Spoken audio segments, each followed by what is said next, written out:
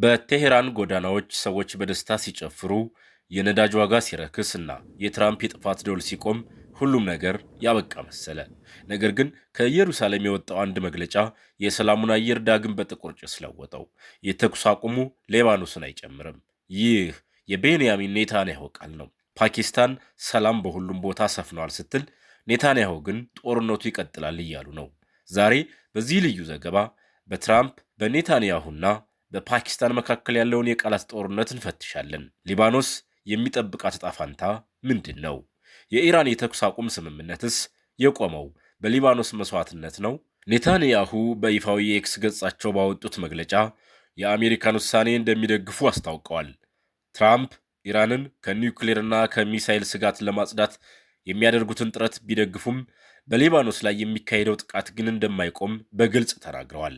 ኔታንያሁ ሊባኖስን ለይተው ማውጣታቸው ትልቅ ወታደራዊ ስልት ነው። ኢራን እጇን እንድታጣጥፍ እያደረጉ፣ በጎን በኩል ግን የኢራንን ቀኝ እጅ የሆነውን ሄዝቦላህን ለመምታት ይወሰኑ ይመስላል። እዚህ ጋር ነው ታሪኩ ግራ የሚያጋባው። የፓኪስታኑ ጠቅላይ ሚኒስትር ሼህባዝ ሸሪፍ ስምምነቱ ሊባኖስንና ሁሉንም ቦታዎችን ያካትታል ብለው ነበር።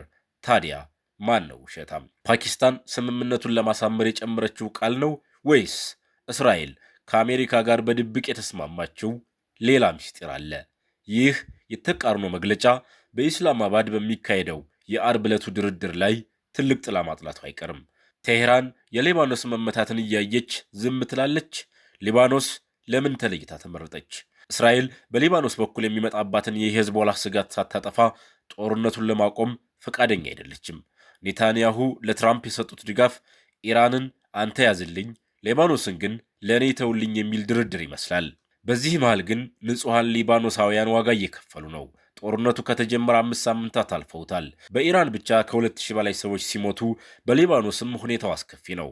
አሁን የተደረሰው የተኩስ አቁም ለቴሄራን እፎይታ ሲሆን፣ ለቤይሩት ግን የሞት ደብዳቤ ሊሆን ይችላል። ዶናልድ ትራምፕ አንድ ሙሉ ስልጣኔ እንዳይጠፋ አድርጌያለሁ እያሉ ቢፎክሩም እስራኤል ሊባኖስን ስትመታ ዝም ማለታቸው ጥያቄ ያስነሳል። ትራምፕ በእውነት ሰላም ይፈልጋሉ ወይስ እስራኤል የፈለገችውን እንድታደርግ መንገድ እያመቻቹ ነው? ትራምፕ በአንድ በኩል የነዳጅ ዋጋን ለማረጋጋት የሆርሙዝ ባህረ ሰላጤ እንዲከፈት ይፈልጋሉ። በሌላ በኩል ደግሞ የእስራኤልን ደህንነት ለማስጠበቅ ሄዝቦላህ እንዲዳከም ይፈልጋሉ። ይህ የ2 ሳምንት የተኩስ አቁም ለኢራን የተሰጠ ጊዜያዊ ማባቢያ ሊሆን ይችላል። በመጪው አርብ በፓኪስታን ኢስላማባድ የሚካሄደው ድርድር ለዓለም ወሳኝ ነው። አሜሪካና ኢራን በአንድ ጠረጴዛ ዙሪያ ይቀመጣሉ። ኔታንያሁ ሊባኖስ አትካተትም ማለታቸው ድርድሩን ገና ሳይጀመር ያፈርሰው ይሆን? ኢራን ሊባኖስ ካልተካተተች የሆርሙዝን ባህረ ሰላጤ ዳግም እዘጋለሁ ካለች ዓለም ወደ ባሰ ቀውስ ውስጥ ትገባለች። ቴሄራን ዛሬ በደስታ እየጨፈረች ቢሆንም የቤይሩት ሰማይ ግን አሁንም በእስራኤል ድሮኖች ተሞልቷል። ሰላም ማለት የቦምብ ድምፅ ላፍታ መቆም ብቻ አይደለም። ሰላም ማለት ለሁሉም እኩል የሆነ ስምምነት ነው። የእስራኤል አቋም ሰላሙን ይገድለው ይሆን ወይስ ትራምፕ ኔታንያሁን የማቆም አቅም አላቸው? ትራምፕ የ2 ሳምንት ጊዜ ሰጥተዋል። ሆርሙዝ ይከፈት፣ ነዳጅ ይፍሰስ፣ አሜሪካ ተተንፍሳሉ። ይህ የትራምፕ የሰላም ድርድር በብዙዎች ዘንድ እንደ ታላቅ ዲፕሎማሲ ተቆጥሯል። ፓኪስታን በመሃል ገብታ ዓለምን ከጥፋት የታደገች መስሏል። ነገር ግን ሰላም በሁኔታዎች ላይ የተመሰረተ ከሆነ ሰላም መባሉ ያቆማል። ይህንን ካላደረጋችሁ አጠፋችኋለሁ የሚል ሰላም ሳይሆን እጅ መስጠት ነው። ትራምፕ ፊውዙን ለኩሰው አሁን ደግሞ ፊውዙን ለጥቂት ቀናት ይዘውታል። ጥያቄው ግን እስራኤል ይህን ፊውዝ ከትራምፕ እጅ ነጥቃ ዳግም እንዳታቀጣጥለው ማን ዋስትና ይሰጣል? ሰላም ማለት ለሁሉም እኩል የሆነ ስምምነት ነው። ይህንን መርህ የጣሱት ኔታንያሁ ናቸው። ኢራን ላይ ቦምብ መጣሉ ቢቆምም በሊባኖስ ላይ የሚዘንበው እሳት ግን ይቀጥላል አሉ።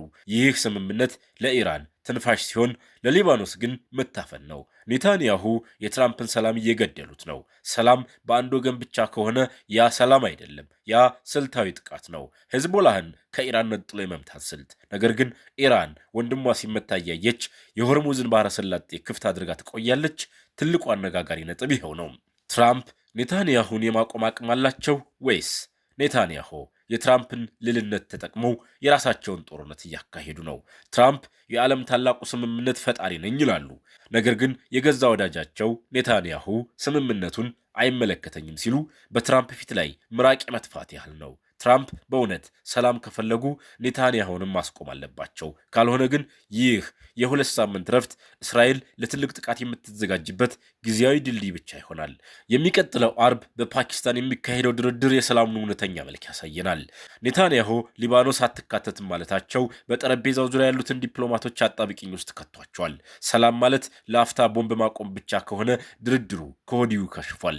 ምክንያቱም ሰላም የሚጸናው በፍትህ ላይ እንጂ በዛቻ ላይ አይደለም። ኢራን ሊባኖስ እየተመታች የሰላም ስምምነቱን ትፈርማለች። አሜሪካስ ኔታንያሁን በቃ ትላለች። የሰላሙ ዕጣ ፈንታ በዚህ ጥያቄ ምላሽ ላይ ተንጠልጥሏል። ወደ መነሻ ሀሳባችን እንመለስ።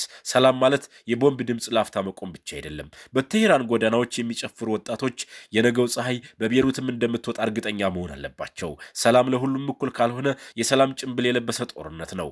የእስራኤል አቋም ሰላሙን ይገድለው ይሆን ወይስ ትራምፕ ኔታንያሁን የማቆም አቅም አላቸው? ይህንን ጥያቄ ለታሪክ እንትወው። ነገር ግን አንድ ነገር እርግጠኛ ነው። በፍትህ ላይ ያልቆመ ሰላም ዳግም ሲፈነዳ ዓለምን ይዞ ይጠፋል። በእስራኤል ሰሜናዊ ድንበር ላይ አንድ ግዙፍ ጥላ አርፏል። ይህ ጥላ የሀገር አይደለም፣ የጦር ሰራዊትን ብቻ አይደለም። ይህ ጥላ ሄዝቦላህ ይባላል። ከ150 ሺህ በላይ ሚሳይሎች ወደ እስራኤል ልብ ተደቅነዋል። ዛሬ ዓለም የሚጠይቀው ጥያቄ ጦርነት ይኖር ይሆን የሚለውን አይደለም። ይልቁንም እስራኤል ሄዝቦላህን ለማጥፋት ለምን እንዲህ ጨከነች የሚለውን ነው። ለአስርተ ዓመታት በድብቅ ሲካሄድ የነበረው የጥላ ጦርነት አሁን ወደ እሳት ተለውጧል። እስራኤል የሄዝቦላህን መሪዎች አንድ ባንድ እያደነች እየገደለች ነው። የግንኙነት መሳሪያዎችን ሳይቀር አፈንድታለች። እስራኤል ሄዝቦላህን ስታይ የምታየው ሌባኖስን አይደለም ቴሄራንን እንጂ። ሄዝቦላህ ለኢራን የቁም መቃብር ጠባቂ ነው። ኢራን እስራኤልን በዙሪያዋ ባሉ አማጽያን ከባ የእሳት ቀለበት ሰርታባታለች። በዚህ ቀለበት ውስጥ ደግሞ ትልቁና ገዳዩ አልማዝ ሄዝቦላህ ነው። እስራኤል ሄዝቦላህን ማጥፋት ማለት የኢራንን ረጅም እጅ መቁረጥ ማለት ነው ብላ ታምናለች። ሄዝቦላህ እስካለ ድረስ እስራኤል በራሷ ቤት ውስጥ በሰላም መተኛት አትችልም። ምክንያቱም የቤቷ ቁልፍ ያለው በሊባኖስ ዋሻዎች ውስጥ በሚገኙ የሄዝቦላህ ተዋጊዎች እጅ ነውና። የ2023 ጥቅምት 7 ሁሉንም ነገር ቀይሮታል። እስራኤል በደቡብ በኩል በሐማስ የደረሰባት ድንገተኛ ጥቃት አንድ ትልቅ ደወል ደውሏል። ሐማስ እንዲህ ካደረገን ከሐማስ በ10 እጥፍ የሚበልጠው ሄዝቦላህ ምን ሊያደርግ ይችላል የሚል ስጋት። ከ60 ሺህ በላይ እስራኤላውያን ከሰሜን ቤታቸው ተፈናቅለዋል። ከተሞቹ ጭር ብለዋል። እስራኤል ሄዝቦላህን ካላጠፋች እነዚህ ተፈናቃዮች ወደ ቤታቸው አይመለሱም። ኔታንያሁ ለዜጎቹ ዋስትና መስጠት የሚቻለው የሄዝቦላህን ራድዋን የተባሉ ልዩ ኮማንዶችን ከድንበሩ ላይ ጠራርጎ ሲያስወጣ ብቻ ነው። ለዚህ ነው እስራኤል ወይ እኛ ወይ እነሱ የሚል ምርጫ ውስጥ የገባችው። እስራኤል ሄዝቦላህን ለማጥፋት የጀመረችው በቦምብ ብቻ አይደለም፣ በሳይንስና በቴክኖሎጂ እንጂ። ፔጀሮች ሲፈነዱ፣ ወኪቶኪዎች ሲጋዩ ዓለም ደነገጠ። ይህ እስራኤል ለሄዝቦላህ የላከችው መልእክት ነበር፣ በኪሳችሁ ውስጥ ሳይቀር ገብተናል የሚል። ሐሰን ናስረላህ ለ32 ዓመታት የገነባው ግዛት በደቂቃዎች ውስጥ ተናደ። እስራኤል ሄዝቦላህን ለማጥፋት የፈለገችው ድርጅቱን ብቻ ሳይሆን የሄዝቦላህን የማሸነፍ መንፈስ ጭምር ነው። መሪዎቹን በማጥፋት ድርጅቱን ጭንቅላት እንደሌለው አካል አስቀርተዋለች። ሄዝቦላህ በሊባኖስ ውስጥ ነፃ መንግስት ነው። የራሱ ባንክ፣ የራሱ ትምህርት ቤትና ከሀገሪቱ ጦር የሚበልጥ ሰራዊት አለው። እስራኤል ሄዝቦላህን ስታጠቃ ሊባኖስም አብራ ትደማለች። እስራኤል የምትመራበት አንድ መርህ አለ። ጠላትህ በህዝብ መሃል ከተደበቀ ህዝቡ ጠላትን እንዲጠላው አድርግ። እስራኤል ሄዝቦላህን በማጥፋት ሊባኖስን ከዚህ ድርጅት ነፃ ማውጣት ትፈልጋለች፣ ወይም ቢያንስ ታክቲካዊ ምክንያቷ ይህ ነው። ነገር ግን ይህ ስትራቴጂ ሊባኖስን ወደ አመድነት የመቀየር አደጋ አለው። እስራኤል ሄዝቦላህን ለማጥፋት የቆረጠችው ለሰላም ብላ ነው ወይስ ለመኖር ወይስ ደግሞ በመካከለኛው ምስራቅ አዲስ የበላይነት ለመመስረት? ምክንያቶቹ ብዙ ናቸው። የኢራንን እጅ ለመቁረጥ፣ የሰሜን ግዛቶቿን ወደ ቤታቸው ለመመለስ፣ የጥቅምት 7ቱን አይነት ጥቃት ለመከላከል እና ሄዝቦላህ ለዘላለም ስጋት እንዳይሆን ለማድረግ። ነገር ግን አንድ ጥያቄ ይቀራል። አንድን ጦር ማጥፋት ይቻላል፣ አንድን ርዕዮተ ዓለም ግን ማጥፋት ይቻላል? ሄዝቦላህ ቢጠፋ ሌላ የከፋ ድርጅት አይመጣም? እስራኤል የጀመረችው የጥፋት ዘመቻ የቀጣዩ ትውልድ የሰላም መንገድ ወይስ የዘላለም ጦርነት መጀመሪያ? ታሪክ የሚጻፈው በአሸናፊዎች እጅ ነው።